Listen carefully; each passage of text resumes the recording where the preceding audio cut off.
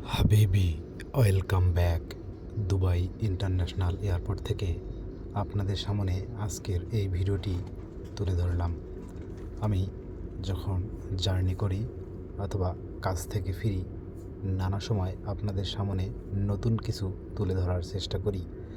আমি আজকে আপনাদের মাঝখানে তুলে ধরব জ্যামের মধ্যে আটকে থাকার পর দুবাই ইন্টারন্যাশনাল এয়ারপোর্টের কিছু চিত্র, যেখানে আপনারা দেখতে পাবেন অনেক পরিমাণ বিমান দাঁড়িয়ে রয়েছে এবং সেখানে আপনারা দেখতে পারবেন কিছু গাড়ি রাস্তা দিয়ে যাচ্ছে। আমি সবসময়ই চেষ্টা করি আপনাদেরকে নতুন কিছু দেখানোর।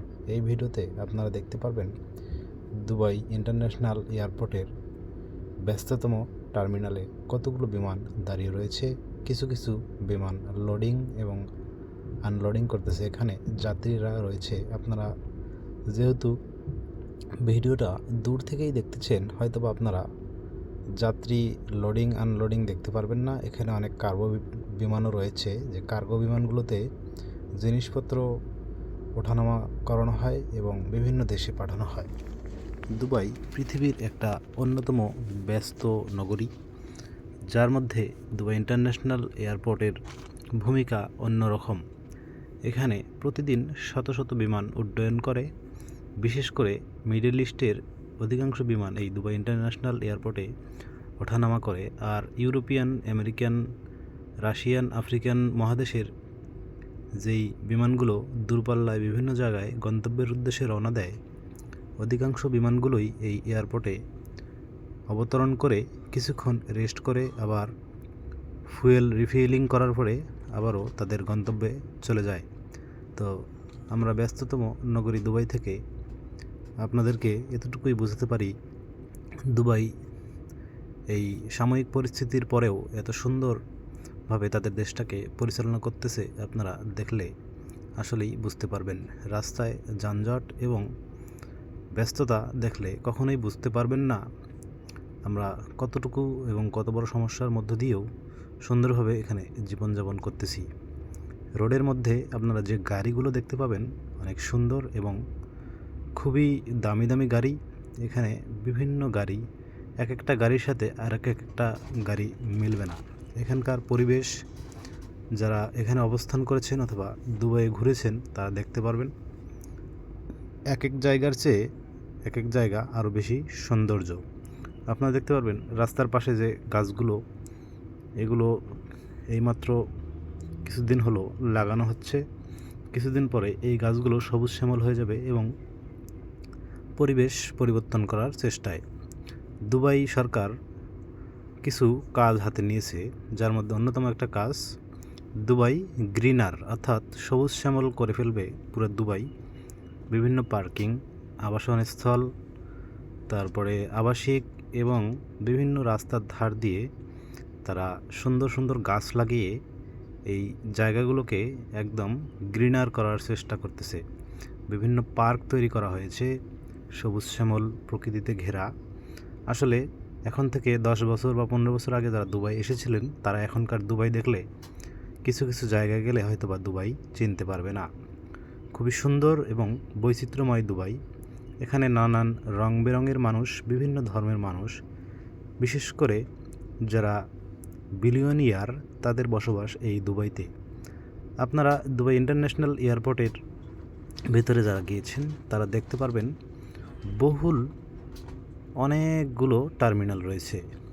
আমি সম্ভবত 3টা না 4টা টার্মিনাল দেখেছি। আর বিমান কয়েক দিক দিয়ে উড্ডয়ন করে এবং কয়েক দিক দিয়ে অবতরণ করে, এগুলো আমি দেখেছি। দুবাইয়ের পরিবেশ, দুবাইয়ের রাস্তা দিয়ে যে দামি দামি গাড়িগুলো যায়, আর দুবাইয়ের ট্রাফিকিং ব্যবস্থা, সিস্টেম, সব মিলিয়ে আপনি উপভোগ করতে পারবেন। দুবাই উপভোগ করার মতো একটা দেশ। এখানে নৈতিক অনৈতিক সব ধরনের কার্যকলাপ হয়ে থাকে। এখানে যারা টাকা খরচ করতে ভালোবাসেন, তাদের জন্য বিশেষ করে এই দেশে খুবই ভালো এবং সুন্দরভাবে বসবাস করার স্থান রয়েছে। দুবাইয়ে অনেক ধনীর দুলালিরা এসে এখানে বিভিন্ন প্রকল্প, বিভিন্ন ব্যবসা এবং তারা সময় অতিবাহিত করার জন্যও এসে থাকেন। আমার সামনে গাড়ি দেখতেছেন, এক একটা গাড়ি আপনারা দেখলে অথবা যদি একটু অনুমান করতে পারেন বুঝতে পারবেন দুবাই এবং দুবাইয়ের বৈচিত্র্য। যে গাড়িগুলো যাচ্ছে, একটা গাড়িও একজনকে ওভারটেকিং করতে পারবে না, সবাই তাদের লাইন বাই লাইন যাইতে পারবে।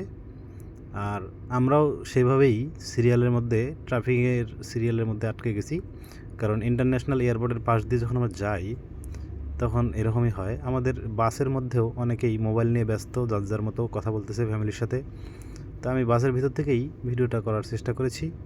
এখানে যতদূর জায়গা আমরা আসলাম এবং যাচ্ছি, একটা টার্মিনাল শেষ হয়ে আরেকটা টার্মিনাল শুরু হবে, কিন্তু বিমান যতগুলো দেখতে পারবেন এখানে এক একটার পর এক একটা বিমান সুন্দর করে সারিবদ্ধভাবে সাজানোই রয়েছে, আপনারা দেখতে পারবেন।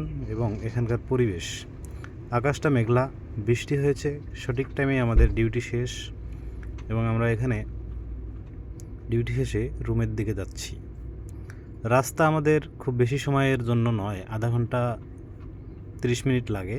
তবে জ্যামের কারণে, এয়ারপোর্টের জ্যাম অর্থাৎ বৃষ্টি হয়েছে সারাদিন, বৃষ্টির কারণে আজকের এই অবস্থা। তো অনেকেই লং ভিডিও পোস্ট করতে পারেন বা করতে গিয়ে অনেক সমস্যায় পড়ে থাকেন। লং ভিডিও আসলে অনেকে করতেও জানে না। আমি যে ভিডিওটা আপনাদের সামনে উপস্থাপন করলাম, লং ভিডিও এভাবে করতে হয়। আর এটার কিছু গুণাগুণ রয়েছে, যেমন 720+ পিকচার কোয়ালিটি থাকতে হবে, কথাগুলো ক্লিয়ার থাকতে হবে, বাইরের সাউন্ড যত কম আসবে তত আপনার ভিডিওটা মানুষ সুন্দরভাবে বুঝতে পারবে। আর আপনার কথা বলা এবং উপস্থাপনগুলো যদি খুব সুন্দরভাবে হয় তাহলে মানুষ আপনার ভিডিওগুলো পছন্দ করবে। বিশেষ করে আপনি ক্যামেরার দিকে তাকিয়ে কি দেখাচ্ছেন, কি দেখালেন এবং কি বললেন, এটা গুরুত্বপূর্ণ বিষয়। আমরা টার্মিনাল একটা পার হয়ে আরেকটা টার্মিনালের দিকে আসতেছি। এখানে বিমান আসতেছে যাচ্ছে। আসলে এখানে কিছু কিছু বিমানের ভিতরে যাত্রী উঠতেছে, যে বিমানগুলো পরবর্তীতে উড্ডয়নের জন্য প্রস্তুত করা হবে। আকাশটা মেঘলা, এখনও সূর্য ডুবে নাই, যার কারণে আমরা এখন ক্লিয়ার দেখতে পাচ্তেছি। আস্তে আস্তে একটু সন্ধ্যার দিকে যাচ্ছে। তবে তারপরেও ব্যস্ত নগরী দুবাইয়ের এই এয়ারপোর্টে জনসমাগম রয়েছে ভেতরে, আমরা দেখতে পাচ্ছি ক্যামেরা দিয়ে। তো আপনারা যারা দূর থেকে ভিডিওটা দেখবেন তারা হয়তো বা এতটা ক্লিয়ার দেখতে পারবেন না। আমি চেষ্টা করব আপনাদের সামনে খুব সুন্দর করে আগামী দিনগুলোতে আরও ভালো কিছু তুলে ধরার জন্য। আপনারা চ্যানেলটা সাবস্ক্রাইব করবেন, পুরো ভিডিওটা দেখবেন।